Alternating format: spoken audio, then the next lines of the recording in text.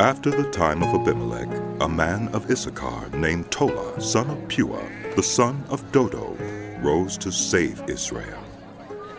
He lived in Shamer, in the hill country of Ephraim. He led Israel 23 years, then he died and was buried in Shamer. He was followed by Jair of Gilead, who led Israel 22 years. He had 30 sons who rode 30 donkeys. They controlled 30 towns in Gilead, which to this day are called Havoth Jair. When Jair died, he was buried in Canaan. Again the Israelites did evil in the eyes of the Lord. They served the Baals and the Ashtoreths, and the gods of Aram, the gods of Sidon, the gods of Moab, the gods of the Ammonites, and the gods of the Philistines. And because the Israelites forsook the Lord and no longer served him, he became angry with them.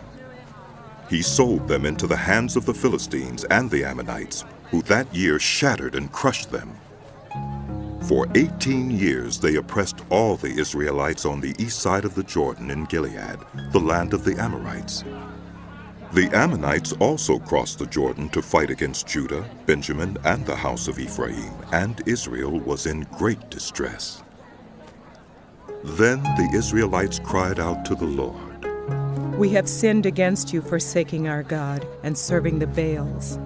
The Lord replied, When the Egyptians, the Amorites, the Ammonites, the Philistines, the Sidonians, the Amalekites, and the Maonites oppressed you, and you cried to me for help, did I not save you from their hands? But you have forsaken me and served other gods, so I will no longer save you. Go and cry out to the gods you have chosen. Let them save you when you are in trouble. But the Israelites said to the Lord, We have sinned. Do with us whatever you think best. But please, rescue us now. Then they got rid of the foreign gods among them and served the Lord, and he could bear Israel's misery no longer. When the Ammonites were called to arms and camped in Gilead, the Israelites assembled and camped at Mizpah. The leaders of the people of Gilead said to each other, Whoever will take the lead in attacking the Ammonites will be head over all who live in Gilead.